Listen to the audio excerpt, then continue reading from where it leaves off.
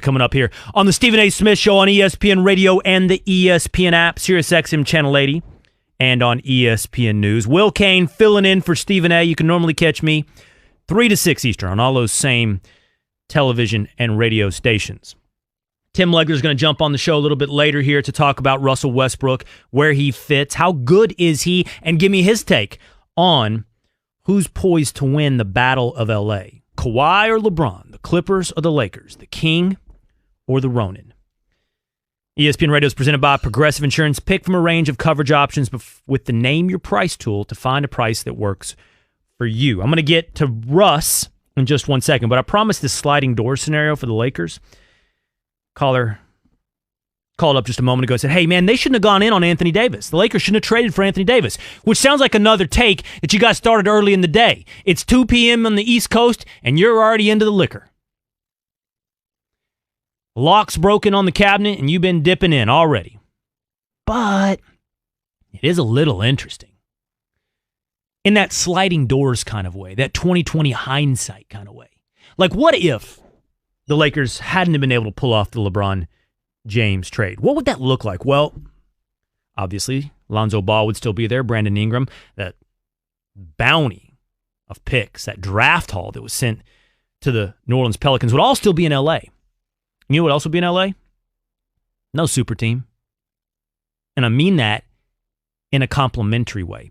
There's a lot of things that kept Kawhi Leonard from joining the Los Angeles Lakers. In fact, Bill Plaschke of the LA Times was on my show, the Will Kane Show, yesterday, and he said it's a direct indictment, not just of Magic, but of the organization, that Kawhi picked the Clippers over the Lakers. The fact that he actually interviewed with the Lakers and didn't go to the Lakers and took the Clippers. And again, the Lakers they looked down. I can't tell you how much they looked down on the Clippers. They dismiss them. They brush them aside. Their fan base acts like they don't even exist. For him to take them, I think it's equally, yes, I want to celebrate the Clippers. They've earned this. They deserve this. But also, you got to point a finger at the Lakers and say, how did they let this happen? How could they have let this guy get away? And Plaschke went on to say it was the dysfunction. It was Magic. There's a lot of blame to go around. There's a lot of reasons Kawhi chose the Clippers over the Lakers. But one of them is reportedly that he didn't want to join a super team. He didn't want to join up. He didn't want to be the third member of an insurmountable obstacle in the NBA. So, again, let's go back to our sliding door scenario. What if AD's not there? It's LeBron. It's not a super team. And therefore, it's more open to Kawhi Leonard joining the Lakers. If they hadn't have traded for AD, you can at least consider the idea that it was more likely for them to get Kawhi Leonard. If the Lakers didn't trade for AD, is Kawhi a Laker today? You still got to overcome the bad Magic sales pitch that apparently leaked out details of the most secretive guy in the NBA. It's like the CIA meeting with the KGB and all the information comes out. We know which side it came from. It was Magic that's the problem there. And also, it's Pelinka, it's Bus, it's the dysfunction. You still got to overcome all that. But at least you wouldn't have the super team hurdle. You wouldn't have to answer to Kawhi, who's going to get the ball. Am I third in the pecking order? Am I second? Where am I? It would have been a team up. But instead of with Paul George, it would have been with LeBron James. In this sliding door scenario of not trading for Anthony Davis, you have to at least consider the prospect of signing Kawhi Leonard. Now, that's 2020 hindsight. That's future. Looking back on the past, you take the deal, you take the bird in the hand, you don't look at the two in the bush, you trade for Anthony Davis because you know you can get that deal done. Lakers didn't make a mistake there, but I do think it was out there, that other alternative future. All right, let's move back to New York for a moment. Let's move back to Russell Westbrook. Another player has said no thank you to playing with Russell Westbrook. At this point, we have to be honest about what this is, okay? Kevin Durant, Paul George, they've said, I'd rather not when it comes to playing with Russell Westbrook. It's not an indictment of who he is. He's obviously buddies with everybody. We see the Instagram post of him hanging out with Chris Paul and LeBron James. They like him. But it appears like they just don't want to play with him. And the guys that have gone on to play without Russell Westbrook have absolutely flourished. Harden, Oladipo. We've seen KD win titles. NBA Finals MVPs. And we can make an argument about Serge Ibaka. It's been good for guys that are no longer with Russ. Tim Legler was on the Will Kane show some months ago, and I'm going to re-ask him this again. I said, can you win it all with Russ as your best player? He said no. Okay, then can you take a back seat? Doubtful. So can you win with Russ on your roster? Doesn't add up. So who goes in on Russell Westbrook? Where does he fit? He's 1 year in to a 5-year, $200 million contract. We're talking about $40 million a year, but it has escalators. So by the final year, it's $47 million that Russell Westbrook is going to make. $47 million to Russell Westbrook. Triple-double machine. Doesn't get out of the first round. So who gambles? Who rolls the dice? Who's stuck? See, that's the thing. If you're going in on Russell Westbrook, I think there's a couple of boxes you need to check. Okay? One, I think you should be in the East because the West is stacked. The East, the Bucks and the Sixers, the Celtics look pretty good, but it's more wide open. So you are more apt to roll the dice. You're more apt to gamble. You're more apt to do it, to take the big risk that is taking on Russell Westbrook. So give me an East team.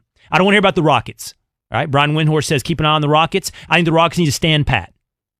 The league's a duo league. You got a duo.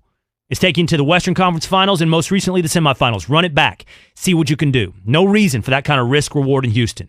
But in the East, more teams. You got to be stuck in the middle. So I bring you back to the New York Knicks. Is Russell Westbrook a fit? Does he make sense for the New York Knicks? To me, the answer is no. You're not in the window. You're too far away. You don't want to send your assets away for a guy that's about to be 30. The idea that you sell yourself on is that he's a lure. You got to get a superstar to lure another superstar. It's clearly in the duo league, the dynamic duo league, you need two. Russ gets you one, attract another. But is that what we're seeing from Russ? Are we seeing him as a recruiter? We're watching him lose players, not bring them in. We're watching KD and Paul George walk away from Russ, not guys dying to play with Russ. So that doesn't make sense for the Knicks. He's not a lure. You're not middling. So who's in the East? Who's a middling team? Stuck. Stuck and therefore willing to take that gamble. Willing to shake it up. Willing to do the risk-reward analysis that the Raptors did a year ago. And going in on Kawhi. Hey, we've reached our ceiling. Let's mix it up. To me, there are two teams. Two names. Two teams that fit the profile. In the East, middling, have the assets to get Russell Westbrook. Number one, the Detroit Pistons. Detroit already has Blake Griffin, Andre Drummond. They are a middling 7-8 seed in the playoffs. They're veteran. They're not too young. Their window, for whatever it is, no matter how high the ceiling is or not high, it's now. So on ESPN.com, Bobby Mark says send Reggie Jackson, some filler, and then some firsts. 2 first-round draft picks and a swap. Detroit Pistons right there. That's interesting for Russell Westbrook. I'll give you another name. I got another one that I find interesting. The Chicago Bulls. Chicago Bulls have Lauri Markkanen, Wendell Carter Jr., Chandler Hutchison, Thaddeus Young. Shooters. Some shooters around Russ. That's what you need. You send away Zach LaVine. Draft picks, which, by the way, the Thunder are just stacking up. The storeroom in Oklahoma City is chock full of first-round picks. And I'm going to tell you a little bit later what they can do with that, because there's something brewing in New Orleans and Oklahoma City that really tells us how you can compete in the NBA. It might tell us who's in the Giannis sweepstakes. But the Bulls, they also check the boxes. They have the assets to make the deal. They're middling in the East. And they're in that conference where you can actually do some damage. That's the teams that make sense for me, for Russell Westbrook. Ahmed in New Jersey. What's up, man? You're on the Stephen A. Smith Show with Will Kane. Hey, how you doing, Will? I'm good. Good. I think you're forgetting the team where Russell Westbrook can come. I think you're forgetting about Miami. It's nothing but dogs down in Miami. I think Russell's a great fit. He's a dog himself. I just think that would be a perfect team for where he can go. He can still make his money. And I think they can definitely bring in a championship. Here's the thing, Ahmed. What did I tell you? I said 3 boxes to check, right? 3 boxes to make the Russell Westbrook fit work. Are you in the East? Pistons, check. Bulls, check. Heat, check, right? So yeah, you got that box check. Are you kind of stuck in the middle, incapable of reaching the Bucks and Celtics and Sixers level? Do you have some talent, but just kind of reached its ceiling? Pistons have with Blake Griffin, Andre Drummond, something there, but not enough.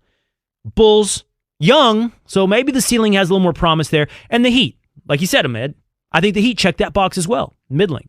Now the final box. Do the Heat have the assets to pull off the deal? This is where I disagree. This is where I think the answer is no and why they fall short of the Pistons and the Bulls. Man, you're going to be trying to send out cap space like Goran Dragic and I don't know what else to people. And I just don't think that's going to win in this league. You've already sent a ton of picks to Philly, or some picks. You're running out of draft picks to send out there. I don't think that he can win the deal. I don't think they have the assets. That's the truth, man. That's why I didn't include Miami, Ahmed, in that analysis. Thanks for the call, man. So Tim Legler is about to walk in studio. I'm going to run this all by him. Who's a fit for Russell Westbrook? But first, do you want to appear in a This Is SportsCenter commercial or pitch Mark Cuban over lunch? You want to be Dana White's personal VIP guest at a UFC title bout? How about being a producer at First Take? You can come hang out with me, Stephen A., Max, Molly. Or bring in your whole